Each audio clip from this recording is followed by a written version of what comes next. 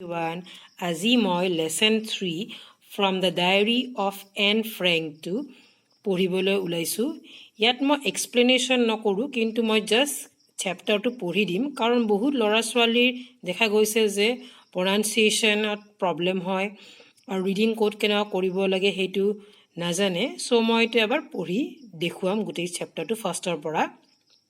চ' ষ্টাৰ্ট কৰিছোঁ। From the diary of N Frank. Do you have a friend with whom you share your innermost thoughts and feelings?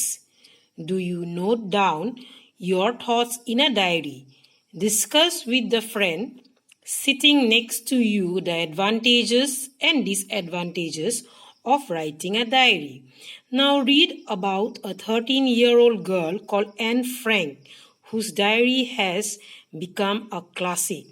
A useful piece of writing remaining popular over decades. A 13-year-old girl in the Netherlands was given a diary for her birthday on June 12, 1942. 2 days later, she started writing her diary. The 13-year-old girl was Anne Frank, born on June 12, 1929. She was the daughter of Otto H. Frank, and her mother was Edith Frank. The world would not have known her had her diary not been published after her death. Anne Frank died in a concentration camp in early March 1945. Her father, Otto Frank, was the sole member of the family who survived World War II.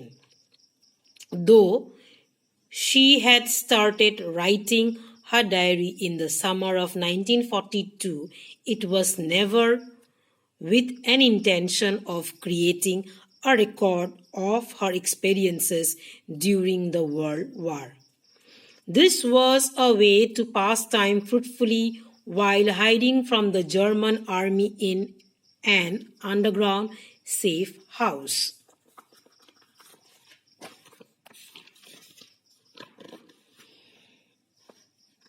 Anne's voice has reached out across continents and generations, and her diary is one of the most important documents of the tragedies of the war. Sunday, 14 June 1942. On Friday, 12 June, I woke up at 6 o'clock, and no wonder, it was my birthday. But of course, I was not allowed to get up at that hour, so I had to control my curiosity until 6:45. Then I could bear it no longer and went to the dining room, where I received a warm welcome from Murti the cat. Soon after 7, I went to Mummy and Daddy, and then to the sitting room. To undo my presence. The first to greet me was you, possibly the nicest of all. Then, on the table was a bunch of roses, a plant, and some peonies, and more arrived during the day. I got masses of things from Mummy and Daddy and was thoroughly spoiled by various friends. Amongst other things, I was given camera obscura, a party game, lots of sweets, chocolates, a puzzle, a brooch, Tales and Legends of the Netherlands by Joseph Cohen, Daisy's Mountain Holiday, a wizard book, and some money. Now I can buy the myths of Greece and Rome, grant. Then Lice came to fetch me, and we went to school. During break, I stood everyone's sweet biscuits, and then we had to go back to our lessons. Now I must stop. Bye bye, we are going to be great pals. Here is another diary entry dated 28 June 1942. I have not written for a few days because I wanted first of all to think about my diary.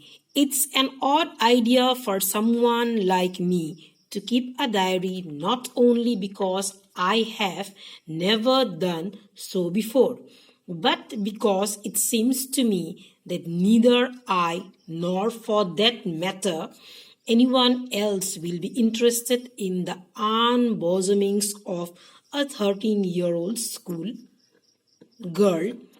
Still, what does that matter? I want to write, but more than that, I want to bring out all kinds of things that lie buried deep in my heart.